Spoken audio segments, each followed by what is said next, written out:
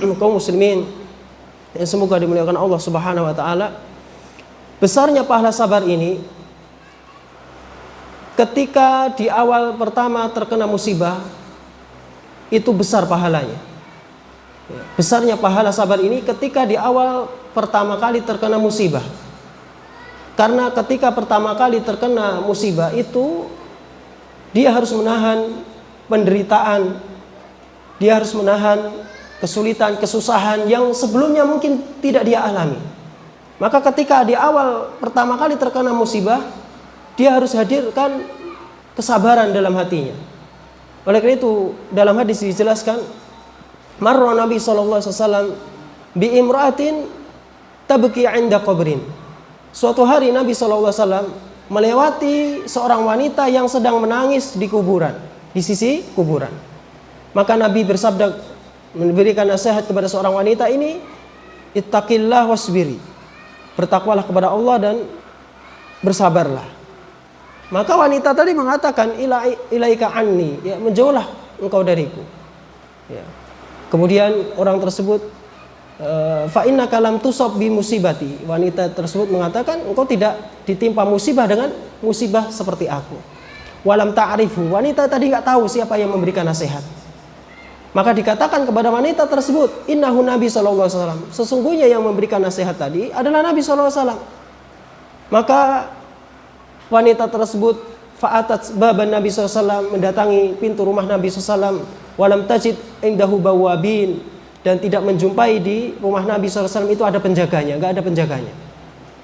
Kemudian wanita tadi mengatakan, lam a'rifka, aku enggak tahu Anda. Ternyata yang memberikan nasihat itu Anda. Kemudian Nabi SAW bersabda, innamas sabru 'inda sadmatil ula. Sesungguhnya kesabaran itu ketika benturan yang pertama kali terjadi. Ya. Oleh karena itu ketika benturan pertama kali terkena musibah pertama kali, dia harus bersabar. Artinya dia jangan mencela, jangan mencaci maki, ya. Dia harus terima qadarullah wa ma syaa fa'al, ya. Dia harus, ya, inna lillahi wa inna ilaihi raji'un, Allahumma ajurni fi musibati wa akhlif li khairan minha. Itu harus dia hadirkan ketika pertama kali terkena musibah. Oleh karena itu dari sini kita mengambil pelajaran, ya, dari hadis tadi, bahwasanya ketika seseorang diberikan nasihat dari siapapun itu nasihatnya, selama nasihat itu adalah nasihat yang baik, tidak memandang dia ustadz kita atau bukan, selama nasihat tersebut baik, maka hendaklah kita menerima nasihat tersebut. Oleh karena itu ada kaidah, li'annal haqqa la yu'rafu birrijal. Ya, karena kebenaran itu tidak dilihat dari, tidak diketahui dari orangnya. Wa innama yu'rafu rijalu bil haqq. Karena sesungguhnya seseorang itu dikenal karena kebenarannya. Ya. Jadi menjadi tolak ukur itu kebenaran, bukan orangnya. Ya. Kalau orang, setiap orang bisa salah. Ya. Siapa di antara kita yang maksum dari kesalahan? Tidak ada. Adapun kalau ukurannya adalah kebenaran, yang dia cari adalah kebenaran, maka dari siapapun itu kebenaran datang, maka hendaklah dia menerima. Jangan sampai dia menolak nasihat. Ya. Ya. Sebagaimana seorang wanita tadi yang, ya, tidak menerima nasihat, padahal yang memberikan nasihat adalah Nabi SAW. Kemudian dari hadis tadi kita mengambil faedah juga bahwasanya seorang wanita itu boleh untuk berziarah kubur. Seorang wanita itu boleh ziarah kubur. Lalu bagaimana dengan hadis yang melarang, la'anallahu zawaratil kubur, Allah melaknat wanita-wanita yang berziarah kubur? Apa yang dimaksud hadis ini? Sebagian ulama mengatakan al-muradu al-mukthirat bi ziyaratil kubur, yaitu yang dimaksud adalah memperbanyak ziarah. Al-mukthirat min az-ziyarah, yang dimaksud adalah memperbanyak ziarah. Adapun kalau jarang-jarang, maka boleh, karena hal itu didukung dari hadis yang lain, sebagaimana Rasulullah SAW bersabda, inni kuntu nahaitukum an ziyaratil qubur fazuruha fa innaha tudzakirukum bil akhirah. Sesungguhnya aku melarang kalian untuk ziarah kubur. Ya. Ya. Nabi SAW melarang dari ziarah kubur. Kemudian fazuruha, berziarahlah kalian karena sesungguhnya hal itu dapat mengingatkan kalian kematian. Hadis ini umum, tidak ada pengkhususan untuk laki-laki, mencakup seorang wanita. Ya. Selama tujuannya adalah untuk mengingatkan kematian, maka dianjurkan untuk berziarah kubur, baik laki-laki maupun wanita. Begitu juga hadis yang lain, bahwasanya istri Nabi SAW Aisyah berziarah kubur ke kuburannya saudaranya, yaitu